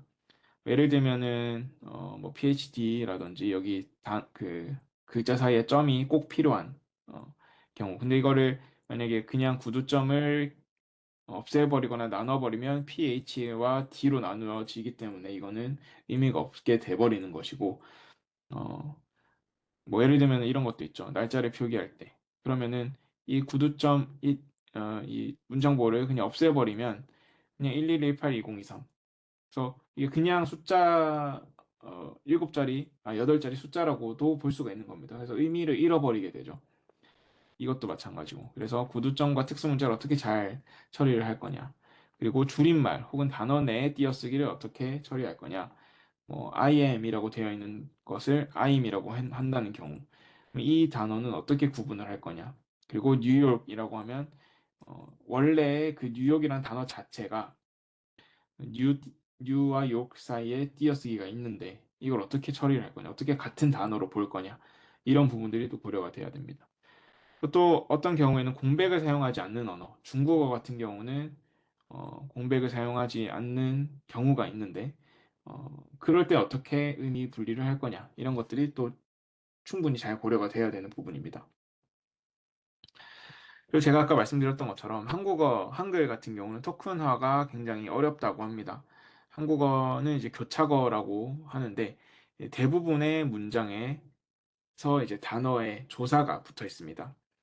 그래서 여기 보시는 것처럼 산이 매우 푸르다라고 했을 때 산, 매우, 푸르라는 것을 이제 라는 이 세 가지 세 개의 단어가 실질적인 의미를 갖고 있는 것이고 이 다라는 것은 어떤 그걸 꾸며주는 이 산이라는 단어를 꾸며주는이라기보다는 산이라는 단어가 어떤 지금 형식으로 어떤 방식으로 쓰일지를 결정하는 조사가 되겠죠. 다도 마찬가지고 이런 것들이 계속 있습니다. 그래서 이거를 어떻게 하면은 잘 분리를 해낼 수가 있느냐. 그래서 이거를 하기 위해서 이제 형태소 분석이라는 걸 합니다. 우리 말에서 형태소라고 하는 것은 어, 단어보다 더 작은 단위를 말하고, 네, 그래서 이렇게 형태소 분석을 통해서 형태소를 단위로 해서 토큰화를 수행을 해야 한다고 합니다. 그래서 이런 부분들을 반영을 해서 이런 형태소 분석기들이 개발이 되고 있고, 뭐, 대표적으로 뭐, 꼬꼬마, 메카브, 오픈 코리안 텍스트 이런 것들이 이제 형태소 분석기라고 할 수 있는데, 이 형태소 분석기들이 이런 한국어 텍스트 전처리를 할 때, 토큰화를 위해서 많이 사용이 됩니다. 그리고 이제 토크나이저라고 하는 이제 뭐 기법들, 방법들이 이제 활용이 되고 있는데 어, 이제 자연어 처리에 적합한 토큰화를 수행하기 위해서 여러 가지 알고리즘들이 개발이 되었고 이 알고리즘들을 기반으로 하는 토크나이저들이 제공이 돼서 자연어 처리 모델을 만들 때 쓰이고 있습니다. 제가 좀 전에 말씀드렸던 바이트 단위로 토큰화를 하는 바이트 페어 인코딩 또는 월드 피스 또는 센텐스 피스, 유니그램 이런 것들이 이제 대표적인 토크나이저라고 할 수가 있고 우리가 저희가 많이 쓰고 있는 챗GPT도 이런 그 토크나이저들을 활용을 해서 토큰화를 수행을 하는 것으로 알고 있습니다. 자, 그래서 텍스트 전처리까지 알아보았고 이제 텍스트 특징 표현을 한번 알아보도록 하겠습니다. 텍스트 특징 표현 기법은 여러 가지가 있는데요. 크게 단어를 표현하는 방법과 문장을 표현하는 방법으로 먼저 나눌 수가 있고, 그리고 각각 국소 표현, 분산 표현으로 나눌 수가 있습니다. 그리고 단어 표현에서는 이제 원어드 인코딩이나 이제 우리가 살펴볼 월 투백 또는 패스트 텍스트 이런 것들이 있고, 문장 표현으로는 아까 보았던 back of words 또는 TF-IDF라는 것들이 있고 또 DTM이라는 게 있습니다. 그리고 또 문맥을 고려를 했냐 안 했냐로 구분을 해서 문맥을 고려하지 않는 방식 그리고 문맥을 고려한 방식들이 나와 있는데 문맥을 고려한 방식이 이제 트랜스포머 또는 버트, GPT 이런 것들이 되겠습니다. 그래서 이런 것들이 이제 언어 모델이라고 따로 떼서 부르기도 하죠. 그래서 간단하게 한 번씩 살펴보면 일단 국소 표현과 분산 표현이라는 그 표현 방식의 차이를 한번 간단하게 알아보도록 하겠습니다. 국소 표현은 결국에 어, 단어를 표현을 할 때 그 단어 자체만 가지고 표현을 하는 겁니다. 그래서 주변 단어를 고려하지 않고 또 고차원 벡터 형태로 표현되고 원합 벡터라고 보시면 됩니다. 표현 결과가 고정적인 정적 표현이다. 그래서 한 단어는 하나의 벡터에 해당하고 그 벡터는 변하지 않습니다. 그리고 단어 간 유사도 계산이 불가능하다. 이 말은 단어와 단어 사이에 어떤 유사성이 있을 수 있을 텐데, 그게 뭐 맥락의 유사성이든 아니면 의미의 유사성이든, 단어와 두 가지 단어가 서로 비슷한 뭐 동의어들이 있을 텐데, 그 단어 사이의 유사도를 비교를 할 수가 없다라는 겁니다. 원합 벡터를 생각해 보면, 원합 벡터는 전체 단어 집합 크기의 벡터에다가 해당 단어의 위치에만 1이 있고 나머지 다 0이 되는데, 그 벡터끼리 비교를 했을 때 만약에 뭐 어, 벡터끼리 뺐어요. 그러면은 그 뺀 결과가 이 단어의 유사성을 나타낼 수 있느냐? 사실 어떤 단어를 택해도 결국에 그 벡터에 들어가 있는 숫자는 1 하나밖에 없기 때문에 어떤 두 단어를 뽑아도 그 같은 결과가 나올 겁니다. 그러면은 단어 사이 유사성을 표현을 할 수가 없는 거겠죠. 그래서 국소 표현에서는 단어 간 유사도 계산이 불가능하다라는 게 있고 또 표현 벡터가 0 또는 1로 구성돼서 희소 벡터 형태를 가진다. 그래서 제가 말씀드렸던 것처럼 원합 벡터이기 때문에 하나만 1이고 나머지는 다 0이다. 그래서 값이 많이 없는 희소하다. 그래서 희소 벡터라고 합니다. 그리고 반면에 분산 표현은 주변의 단어를 고려합니다. 그 단어만 가지고 단어의 벡터를 표현을 하는 게 아니라 그 단어의 주변 단어까지 고려를 해서 그 문맥을 파악하기 위한 방법으로 분산 표현이 이루어집니다. 그리고 상대적으로 저차원의 벡터로 표현이 된다. 단어 집합의 크기만큼의 벡터를 가지고 있으면 너무 큰 벡터고 데이터 양이 너무 커지겠죠. 그래서 보통 단어 집합 크기보다 훨씬 작은 64 또는 128, 256, 512 이 정도의 어떤 크기를 가지는 벡터로 표현이 됩니다. 그 데이터를 학습함에 따라서 이 벡터 표현들이 계속해서 변하게 되겠죠. 그래서 동적 표현이라고 할 수가 있고 또 단어 간 유사도도 당연히 단어 간의 어떤 뚜렷한 값의 차이가 있기 때문에 유사도도 표현을 할 수가 있다. 그리고 표현 벡터가 실수 값으로 구성되어서 희소하지 않고 값들이 빽빽하게 모여있는 밀집 벡터의 형태를 가진다. 그래서 국소 표현과 분산 표현이 이렇게 다르다라는 것을 확인을 할 수 있습니다. 대표적인 국소 표현이 이제 원어드 인코딩이죠. 그래서 저희가 뭐 계속 배웠던 것처럼 어휘 집합을 구성하고 어휘 집합 내 각 단어에 고유한 정수 인덱스를 부여하고 그랬을 때 이 어휘 집합 크기만큼의 차원을 가지는 벡터에다가 해당 단어의 정수 인덱스에는 1, 나머지는 0을 할당하는 방식으로 표현이 됩니다. 그래서 여기 보시는 것처럼 the, cat, set 이런 단어들이 전체 단어 집합에 대해서 어디에 위치하느냐에 따라서 이렇게 표현을 하는 방식이 원어드 인코딩입니다. 근데 이제 단어 표현을 할 때 원어드 인코딩은 국소 표현이고 그럼 단어 표현을 하는 데 있어서 분산 표현은 어떻게 하느냐?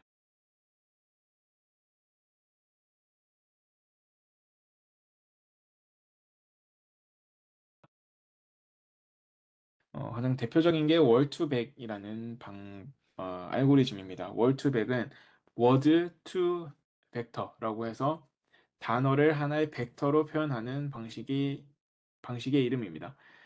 그래서 이 word to vec이라는 알고리즘은 인공신경망을 사용합니다. 결국엔 이것도 어떤 딥러닝 또는 뭐 머신러닝의 일종이라고 할 수가 있는데 은닉층이 하나인 인공신경망을 사용을 해서 단어의 문맥적인 의미를 추출해서 벡터로 표현하는 단어 표현 방법입니다. 그래서 이거는 결국에 밀집 벡터로 표현을 할 수 있고 문맥을 반영을 하고 단어가 유사도 계산이 가능하고 동적 표현을 가지기 때문에 분산 표현의 한 방법입니다.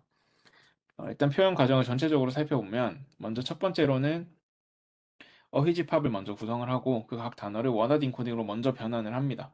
그리고 인닉칭이 하나인 인공신경망을 구축을 해서 이 각 단어가 입력으로 쓰이고 그 출력으로 또 다른 단어가 나오는 형태로 구성을 해서 학습을 시키면 이때 그 학습이 완료된 인공신경망을 활용을 해서 단어 표현 벡터를 추출할 수가 있죠. 그래서 이 인공신경망의 구조가 두 가지 형태를 가질 수 있습니다. 그래서 시바우라는 어, 형식이 있고 스킵그램이라는 형식이 있습니다. 그래서 시바우는 특정 단어의 주변에 있는 단어를 입력으로 받고 그 특정 단어, 해당 단어를 출력으로 어, 배치를 하는 인공신경망입니다. 그리고 스킵그램은 반대로 특정 단어를 입력으로 넣었을 때 그 단어의 주변 단어가 출력이 되도록 하는 인공신경망입니다. 그래서 바로 한번 살펴보도록 하겠습니다. 먼저 각 단어를 원하드 인코딩으로 변환을 하고 중심 단어와 주변 단어를 정의를 합니다. 그래서 원하드 인코딩으로 변환하는 것은 계속 보셨던 것처럼 단어 집합의 크기만큼 구성을 하고 해당 원소에만 1을 넣는 방식으로 표현을 하면 되고 중심 단어와 주변 단어는 이제 여기서 이제 그 주변 단어의 범위를 설정을 해야 되는데 중심 단어는 이제 내가 어떤 특정 단어를 지칭을 했을 때 중심 단어가 되는 것이고 그 중심 단어 주변으로 몇 단어까지를 주변 단어로 볼 거냐 한 단어만 볼 거냐 두 단어까지 볼 거냐 세 단어까지 볼 거냐 이렇게 정할 수가 있습니다. 만약에 두 단어까지 본다 그러면 중심 단어가 더인데 이때 fat과 cat이라는 단어까지가 주변 단어가 되겠죠. 근데 만약에 fat이라는 단어를 중심 단어로 두었다라고 하면 the와 cat, set까지가 주변 단어겠죠. 왜냐하면 양쪽으로 이 두 개의 단어까지를 포괄 해야 되니까 뭐 cat이면은 이렇게, set이면 이렇게 이런 식으로 중심 단어에 따라서 주변 단어가 달라지죠. 그래서 각 중심 단어와 주변 단어를 일단 구분을 해놔야 인공신경망을 학습시킬 수가 있으니까 먼저 정의를 합니다. 자, 그리고 먼저 시보라는 그 알고리즘부터 한번 그 구조부터 살펴보도록 하겠습니다. 특정 단어의 주변에 있는 단어를 입력으로 해당 단어 중심 단어를 출력으로 하는 인공신경망이다라고 하는데 그래서 보시면 아까 보셨던 것처럼 만약에 지금 내가 중심 단어가 set이라는 단어입니다. 그러면 이 set이라는 단어 주변에 있는 fat, cat, on, the 이렇게 네 가지 단어가 주변 단어겠죠?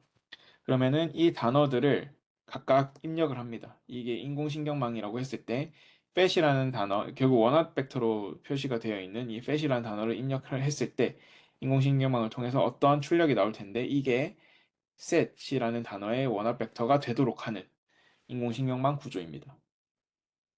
그래서 구조를 한번 자세히 살펴보면 중간에 은닉층이 하나만 있는 겁니다. 그래서 우리가 은닉층이 하나가 있으면은 입력층과 은닉층을 연결하는 가중치가 있고, 은닉층과 출력층을 연결하는 가중치가 있습니다. 그러면은 이때 입력층과 은닉층 연결하는 가중치를 W 그리고 입력층과 출력층을 연결하는 가중치를 W 프라임으로 이렇게 표시를 하겠습니다. 그러면 이때 이 은닉층의 어떤 그 노드 수 그러면 라고 하면 이제 그 입력층 그 벡터의 크기가 되는 것이죠. 그게 예를 들면은 입력층은 지금 단어 집합의 크기만큼의 벡터를 가질 것입니다. 그래야 그게 원어 인코딩으로 했기 때문에 단어 집합 크기만큼의 어, 사이즈를 가질 것이고 이게 바로 V라고 하는 어, 변수로 표시가 되어 있는 겁니다. 그래서 결국 원합 벡터의 크기가 단어 집합의 크기이기 때문에 이걸 V라고 표시를 하고 투사층 그러니까 여기 이제 월투백에서 은닉층을 투사층으로 부르기도 합니다. 이거는 이제 나중에 그 의미가 드러나는데 투사층 프로젝션 레이어라고도 부르는데 이 투사층의 크기, 그러니까 은닉층이 갖고 있는 노드의 수가 이제 m으로 표시가 되고 이게 결국 나중에 단어가 표현되는 그 벡터의 크기가 되는 것입니다. 이건 당연히 어휘 집합의 크기보다 단어 집합의 크기보다 훨씬 작은 숫자가 설정이 되어야겠죠. 그래야 분산 표현, 밀집 벡터로 표현을 할 때 우리가 효과적으로 활용을 할 수 있다라고 했었습니다. 그래서 이 구조를 살펴보면 결국에 그 입력층에 단어가 원합 벡터 형태로 들어오면 이게 지금 원합 벡터가 되겠죠. 그럼 단어 크기만큼, 단어 집합의 크기만큼이 있고, 그리고 내가 표현하고자 하는 벡터의 크기, 표현 벡터의 크기. 그러니까 이게 투사층의 노드 수가 되겠죠. 그러면 가중치는 그 입력 데이터의 벡터 크기와 은닉층이 갖고 있는 그 은닉 노드 수, 벡터 수와 그러니까 연결하는 가중치이기 때문에 결국에 V by M 크기의 행렬이 되는 겁니다.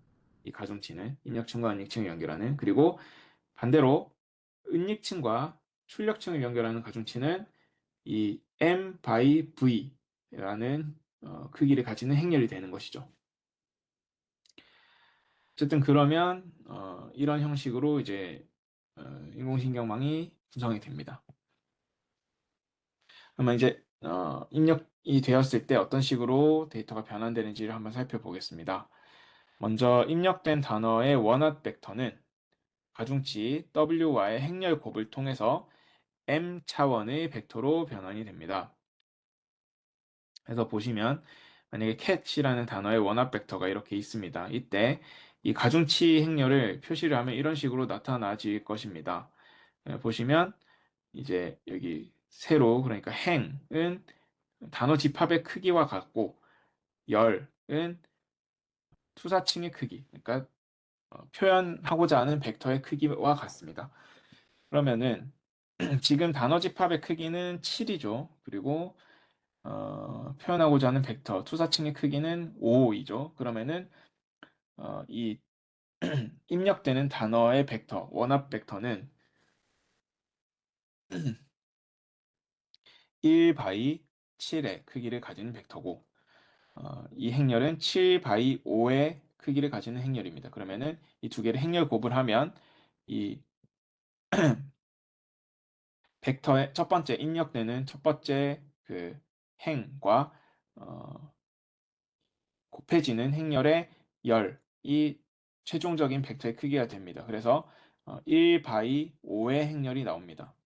요건 이제 행렬 곱의 정의에 따라서 이렇게 나오는 건데 결국에 이 cat이라는 단어의 원합 벡터를 넣었을 때 이 은닉층과 연결되는 가중치를 통해서 이렇게 특징 벡터가 반환이 됩니다. 출력이 됩니다. 그래서 이 단어 집합의 크기만큼의 벡터가 결국에 내가 원하는 수치에 내가 원하는 크기의 어, 밀집 벡터로 변환이 되었죠. 이 가중치와의 곱을 통해서, 가중합을 통해서. 이렇기 때문에 이게 국소 표현에서, 그러니까 희소 벡터에서 밀집 벡터로 변환이 되는 겁니다. 이런 방식으로 이제 각 단어가 하나의 벡터로 표현이 되는, 밀집 벡터로 표현이 되기 때문에 이 워드 투 백이라고 하는 겁니다. 그리고 이 은닉층, 이 워드 투백 모델에서의 은닉층은 아까 투사층이라고 부른다라고 했는데 왜 그러냐면 결국에 이 원합 벡터가 곱해지는 거기 때문에 해당 단어의 인덱스에만 1을 가지고 나머지는 다 0을 가진다고 했습니다. 그렇기 때문에 실질적으로는 이 가중치 행렬과 그러니까 입력 되는 원합 벡터가 가중치 행렬과 곱해지는 거긴 하지만 실질적으로는 이 가중치 행렬 중에서 이 인덱스에 해당하는 행 벡터. 그러니까 지금 cat이라는 단어는 전체 단어 중에서 세 번째에 위치하고 있다라고 하면 이 cat이라는 단어를 표현하는 원합 벡터와 가중치 행렬을 곱했을 때 나오는 벡터는 가중치 행렬에서 세 번째 행에 해당하는 줄을 그대로 갖고 온 거나 마찬가지죠. 그냥 1을 곱한 거니까. 나머지는 0이니까 다 없어질 것이고. 그래서 이 가중치 행렬을 lookup 테이블이라고 부릅니다. 어떤 그 특정 인덱스에 해당하는 행을 찾아낸다라고 해서 lookup 테이블이라고 하고, 이 입력 벡터가 가중치 행렬을 통해서 이 특정한 밀집 벡터로 투사가 된다라고 이해할 수도 있습니다. 그래서 이걸 프로젝션이라고 부르기 때문에 이 은닉층을 프로젝션 레이어라고도 합니다. 어쨌든 그 입력된 단어가 이제 가중치 W와의 행렬 곱을 통해서 M 차원의 벡터로 지금 변환이 되는 것까지 확인을 했습니다.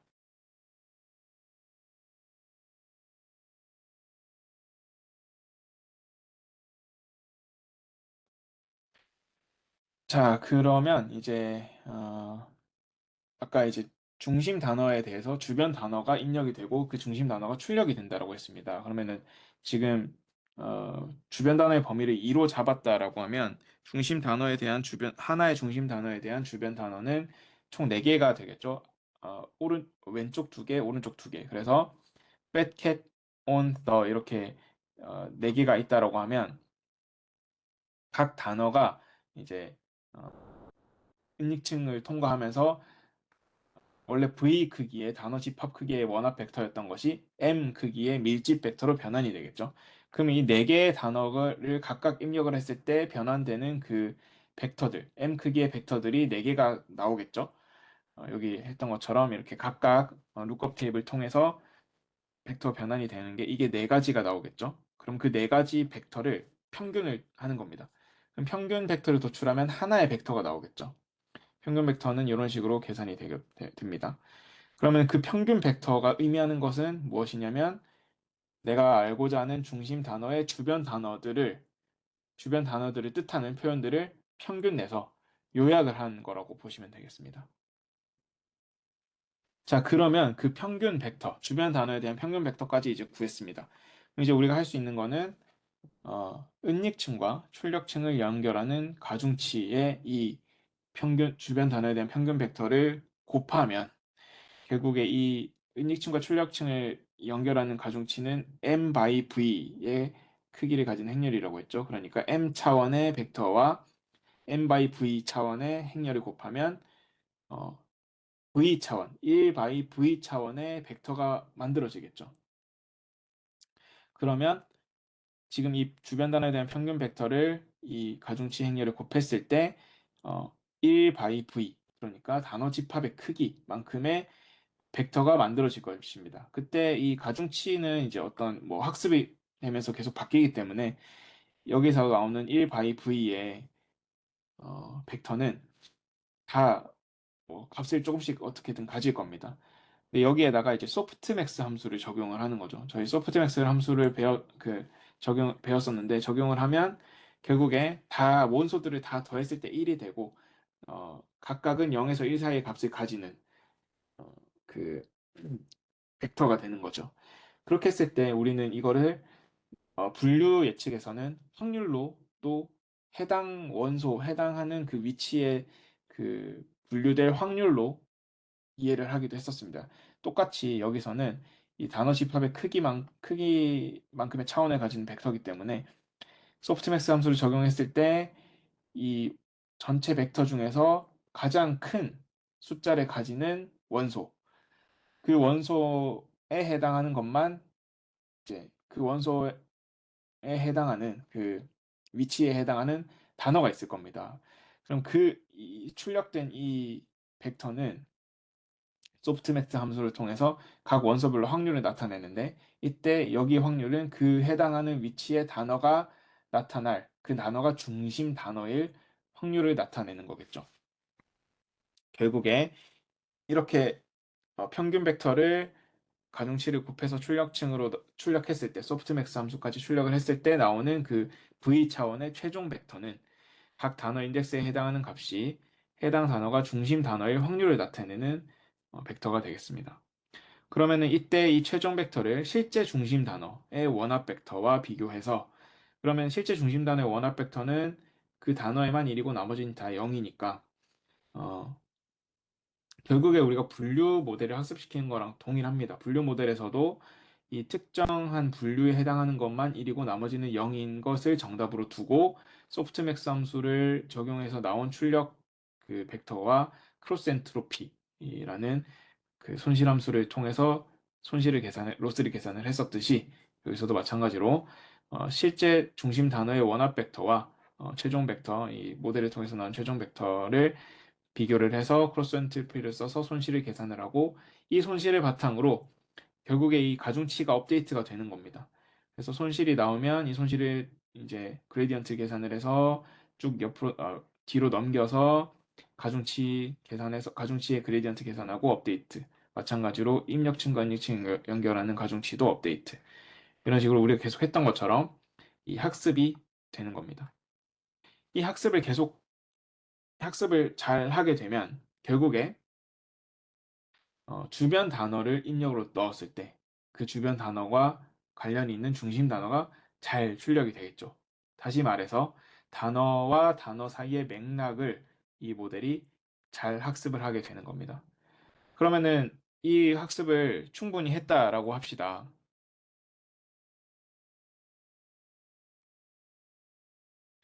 학습이 충분히 잘 이루어졌어요. 그럼 이제 주변 단어를 넣으면 그 주변 단어의 중심 단어가 잘 출력이 됩니다. 그 말은 모델이 맥락을 잘 파악을 했다라는 것이고, 그러면 이 모델이 가지고 있는 가중치들은 결국에, 이 맥락이 반영된 가중치가 되는 것이죠. 그럼 우리는 이 가중치를 활용을 해서, 어, 단어를 표현을 할 수가 있는 겁니다. 그럼 좀 이따가 나올 텐데, 그래서 어쨌든 학습을 할 때 이런 방식으로 학습이 된다라는 것을 알고 계시면 되겠습니다. 자, 그리고 이제 2단계에서 좀 나뉘는 게 아까 시보라는 알고리즘이 있고 그 방식이 있고 스킵그램이라는 방식이 있다고 했습니다. 스킵그램은 이제 시보랑 다르게 중심 단어를 입력을 했을 때 해당 단어의 주변에 있는 단어를 출력으로 하는 인공신경망이라고 했습니다.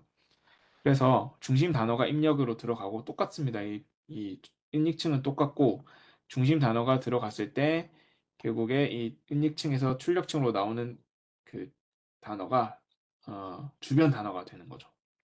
근데 이때 중심 단어를 하나만 입력으로 하기 때문에 이때는 뭐 평균 벡터를 구하는 건 아니고 중심 단어 들어가서 바로 그 M 차원의 벡터로 변환이 되고 이게 각각 출력이 되는데 이게 출력이 결국에 그 주변 단어에 해당하는 출력으로 바뀌는 겁니다. 그래서 이렇게 스킵그램이라는 방식이 있고 C5라는 방식이 있는데 두 가지 다 장단점이 있는데 둘 다 이제 워드 투백 모델에 쓰이는 인공신경망 구조라고 보시면 되겠습니다. 어쨌든 이렇게 학습을 다 했어요. 인공신경망 학습을 다 완료를 했으면 아까 말씀드렸던 것처럼 그 입력층과 은닉층을 연결하는 가중치는 결국 V by M, 그러니까 단어 집합의 크기 그리고 만큼의 행을 가지고 그리고 단어 표현 벡터의 크기 M 차원의 그 열을 가지는 행렬이 되겠죠. 이 가중치 행렬이 의미하는 것은 무엇이냐면 주변 단어와 중심 단어의 관계를 엄청나게 많이 학습을 해서 그 의미를 이해하고 맥락을 이해하는 형태로 지금 가중치가 최적화되는 모습인 거죠. 그럼 이 가중치를 우리는 어떻게 이용할 수 있냐면 단어 하나를 원합 벡터로 만들어서 이 가중치에다가 가중치 행렬에다가 곱합니다. 결국 룩업 테이블이니까 그 가중치의 특정한 행만 이렇게 추출되겠죠. 그럼 이 가중치의 특정 행이 의미하는 것은 해당하는 이 단어의 맥락을 반영한 단어 표현 벡터가 되는 겁니다. 결국에 우리가 원합 벡터는 희소 벡터라고 했었는데 이 캣이라는 단어가 원합 벡터로 표현하면 이렇게 아무 의미 없는 하나의 그리고 고차원의 벡터가 되지만 가중치행열에다가 이걸 곱했을 때 단어 표현 벡터를 추출하게 되면 밀집 벡터이고 맥락이 충분히 잘 반영이 되어 있는 이 캣이라는 단어가 여러 문서에서 여러 문장에서 나타났을 텐데 이때 각 주변과 중심 단어의 관계들이 다 학습이 돼서 이 캣이라는 단어가 가지는 의미를 정확하게 맥락까지 반영을 해서 표현을 해주는 거죠. 그래서 이 단어를 넣으면 이렇게 단어 표현 벡터로 반환을 해줍니다. 이 가중치 행렬을 활용을 해서. 그래서 이 가중치 행렬이 결국에 우리가 원하는 거였어요. 이 워드 투백이 원하는 최종적인 어떤 최종적인 그 형태가 이제 가중치 행렬이 되는 거죠. 그러면 우리 이제 단어만 입력하면 그 단어의 밀집 벡터, 이 단어의 맥락이 반영된 벡터를 뽑아낼 수 있는 겁니다. 그래서 이런 방식으로 워드 투백이 분산 표현을 어, 하게 됩니다. 근데 워드투백의 또 대표적인 특징이 있는데요. 이 워드투백을 학습을 다 시켜서 이렇게 단어를 각각 벡터로 표현을 할 수 있게 되었습니다. 근데 이렇게 해서 여러 가지 뭐 실험을 해봤더니 단어 벡터이기 때문에 결국에 벡터이기 때문에 벡터라는 것은 어떤 특정 좌표를 상의 어떤 점을 딱 나타내는 수치의 집합이라고도 할 수 있습니다. 이거 수학적으로 보면. 이렇게 했을 때 결국은 좌표상의 특정한 점으로 어떤 단어가 나타나게 되는 거죠. 단어를 좌표상의 특정한 점으로 표현할 수 있는 겁니다. 그럼 좌표상의 점이라고 하는 것은 결국에 이 연산이 가능하다고 할 수 있습니다. 뭐 빼거나 더할 수가 있는 거죠. 벡터끼리 빼거나 더할 수가 있으니까. 그러면은 이 단어 벡터 간에 연산을 해봤을 때 실제 그 단어가 가지는 의미들이 그 연산에 맞게끔 나타나더라라는 겁니다. 그래서 여기 보시면 man이라는 단어를 워투백을 통해서 벡터 표현을 하고 woman, king, queen이라는 단어도 다 벡터 표현을 했습니다. 이때 이 단어들을 이렇게 좌표 평면에 표시를 해보면 요거는 아무래도 어쨌든 이게 7개 차원을 가지는 벡터였지만 이 차원의 표시를 하기 위해서 이것도 차원을 축소하는 어떤 기법이 또 있습니다. 그래서 그걸 활용을 해서 표시를 해보면 맨과 우먼이 이런 어, 위치에 있다. 그리고 킹과 퀸이 이런 위치에 있다라는 것을 확인을 할 수 있습니다. 그러니까 실제로 그 논문에서 이렇게 좌표 평면에 표시를 해서 어, 보여준 것으로 알고 있습니다. 여기서 의미하는 게 뭐냐면 어, 예를 들어서 이 맨과 우먼의 차이를 나타내는 이 두 가지 좌표 평면에 있는 점의 차이는 퀸과 킹의 차이와 유사한 모양이죠. 그러니까 결국에 이 어, 맨에서 우먼을 뺀 벡터와 킹에서 퀸을 뺀 벡터가 비슷하다는 겁니다. 다시 말해서 의미를 알고 있다. 이 벡터가 의미를 잘 반영을 하고 있다라는 것을 알 수가 있죠. 그러면 예를 들어서 왕이라는 단어를 뜻하는 벡터에서 남자라는 단어를 뜻하는 벡터를 뺍니다. 그리고 여왕이라는 단어를 뜻하는 벡터를 더해주면 그 벡터는 그 최종적인 이 벡터 연산이 끝난 그 벡터는 여자라는 단어를 의미하는 벡터와 유사한 수치를 가진다라는 겁니다. 결국에 단어의 의미적인 관계를 벡터 연산으로 우리가 표현을 할 수 있게 된 것이죠. 그래서 굉장히 좀 신기한 부분이긴 한데 실제로 이런 특징이 나타나기 때문에 이런 특징을 활용을 해서 또 여러 가지 텍스트 분석이 많이 쓰이고 있습니다. 자, 그리고 이제 패스트 텍스트라는 방식도 있는데 워드투백이랑 거의 똑같습니다. 근데 대신에 단어가 아니라 단어를 구성하는 ngram을 단위로 학습을 한다라고 합니다. 그래서 ngram은 이제 서브워드, 단어를 더 쪼갠 거라고 볼 수가 있는데 그래서 예를 들면은 이게 ngram은 이제 뭐 1g, 2g, 3g 이렇게 할 수가 있는데 그러니까 결국에 그 단어를 구성하는 글자 수에 따라서 세부 단어를 나누는 겁니다. 하위 단어를 나누는 겁니다. 만약에 애플이라고 하면 이걸 3g으로 나눈다. 그러면 처음에는 이제 시작하는 점이니까 시작한다는 의미에서 이게 괄호가 들어가고 그래서 AP, APP, PPL, PLE, LE 그리고 끝 이런 식으로 이제 변환을 할 수가 있습니다. 그래서 하나의 단어가 지금 다섯 개의 하위 단어로 어, 5개 하위 단어로 나뉘었죠.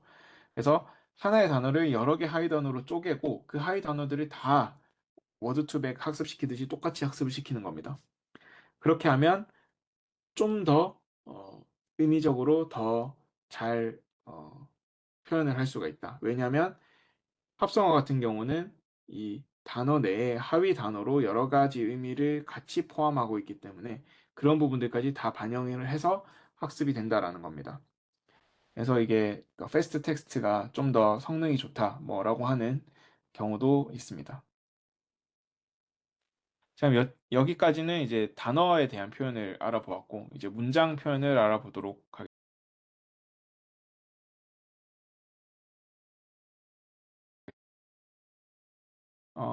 첫 번째로는 아까 처음에 저희가 확인했던 것처럼 back of words라는 표현이 있겠습니다. 결국에 back of words는 단순히 이제 원어 팩터를 그냥 다 더한 거라고도 봐도 되는데 그 단어가 출현한 그 문장에 출현한 단어의 위치에만 1을 넣고 나머지 출현하지 않은 단어의 위치에는 0을 할당하는 방식으로 벡터를 구성을 하는 거죠. 근데 이렇게 했을 때는 단어의 순서가 당연히 고려가 되지 않습니다. 문장을 표현할 때 단어의 순서도 굉장히 중요한데 그 단어의 순서가 전혀 고려가 되지 않는다라는 게 이제 국수 표현의 단점이죠.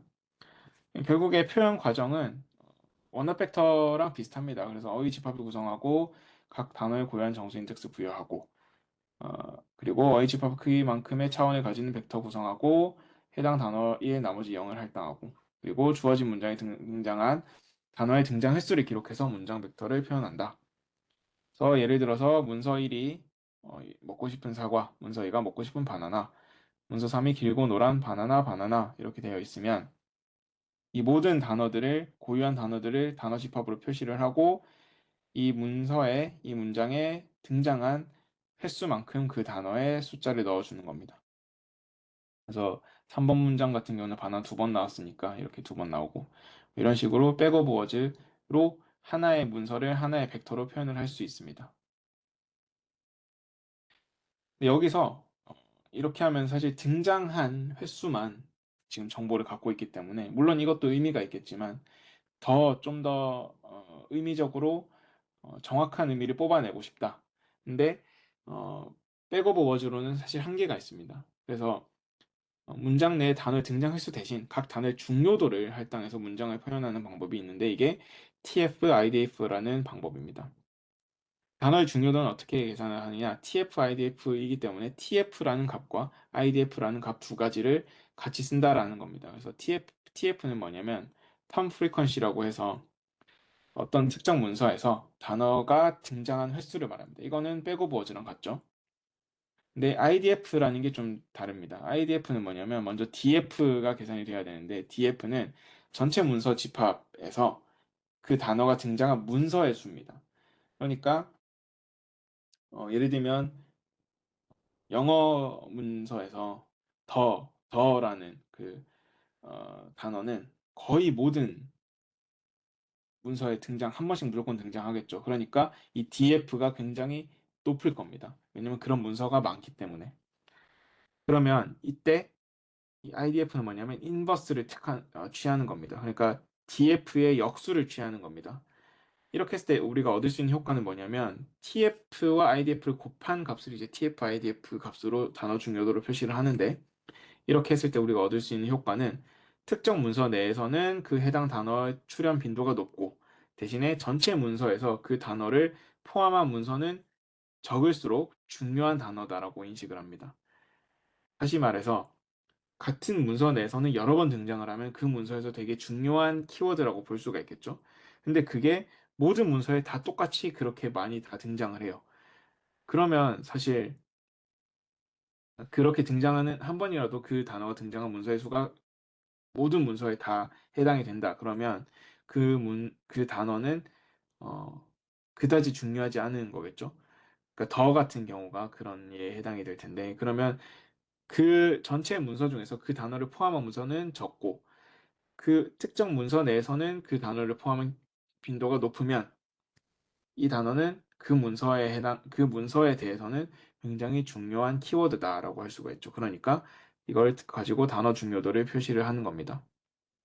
그래서 이제 백오브 워즈에 있는 그 각 단어의 인덱스, 각 단어의 위치에 대해서 등장 횟수가 아니라 이 중요도 TF-IDF 값을 할당을 해서 문장을 표현하는 방식이 이제 또 TF-IDF 방식이라고 할 수가 있습니다. 자, 여기까지가 이제 국소 표현이었고, 그럼 이제 분산 표현은 어떤 식으로 얻을 수 있느냐? 분산 표현을 하는 방법도 여러 가지가 있습니다. 뭐, 아까 이제 단어에 대한 분산 표현을 얻는 방법은 월투백이나 패스트 텍스트 같은 걸 가지고 활용을 했었죠. 그럼 단어에 대해서는 밀집 벡터를 분산 표현으로 다 구했어요. 그러면 이제 문장에는 단어가 여러 개가 있으니까 이 문장을 표현하기 위해서 단어 벡터들을 평균을 내주는 겁니다. 그렇게 했을 때 그 평균 벡터가 그 문장에 포함된 단어의 분산 표현 벡터가 평균된 거기 때문에 문장 전체를 표현한다라고 볼 수가 있는 거죠. 비슷한 방식으로 Smooth Inverse Frequency라는 SIF라는 방식이 있습니다. 이 방식은 표현 벡터까지는 동일하게 추출을 하는데 이때 주성분 분석이라는 기법을 활용을 해서 이 문장들이 가지는 공통적인 의미들, 공통적인 부분들을 제거를 해서 각 문장의 특징을 더 잘 표현하도록 조정하는 방법입니다. 결국 평균 벡터랑 비슷하게 단어, 단어마다의 분산 표현 벡터를 취합하는 방식인데 그걸 어떤 식으로 취합을 하느냐가 다른 방식이라고 보시면 됩니다. 또 다른 방식으로는 덕투백이라고 해서 워드투백과 유사한 구조를 가지는데 대신 단어에 더해서 각 문장 전체를 나타내는 벡터를 추가로 학습시키는 방식입니다. 그래서 여기도 그 C보나 스킵그램과 유사한 방식으로 이루어지는데 이 단어들이 주변 단어가 입력이 될 때 그 단어가 등장한 문서에 어, 문서를 나타내는 어떤 그 벡터를 추가적으로 학습을 시켜서 이 문서 벡터가 어, 그 단어들이 그 문서에 포함된 단어들을 포괄하는 어떤 의미를 가지도록 문서의 벡터가 그 의미를 표현하도록 학습시키는 방식입니다. 그래서 닥투백이라는 것도 이제 문장을 표현하는 데 많이 쓰이고 있습니다. 자, 그래서 여기까지가 이제 문장에 대해서 분산 표현을 알아보았고, 아까 저희가 어, 이 문장 표현하는 데 있어서 분산 표현하는데 문맥을 고려하지 않은 것과 문맥 고려하는 게 있다고 했습니다. 지금 저희가 오늘 텍스트 분석 수업에서 살펴본 것들은 이제 단어 표현의 국소 표현, 분사 표현 알아보았고 문장 표현의 국소 표현, 분산 표현 안에 문맥 고려하지 않은 기법들까지 확인을 했고 이제 문맥을 고려한 트랜스포머랑 버트, 뭐 GPT 이런 부분들을 어, 알아봐야 됩니다. 그래서 이제 다음 시간에는 트랜스포머, 이 버트나 GPT의 기반이 되는 그리고 최근 언어 모델을 부흥시킨 이 가장 골자가 되는 트랜스포머에 대해서 알아보도록 하겠습니다. 그래서 오늘 여기까지 하고 마치도록 하겠습니다. 감사합니다.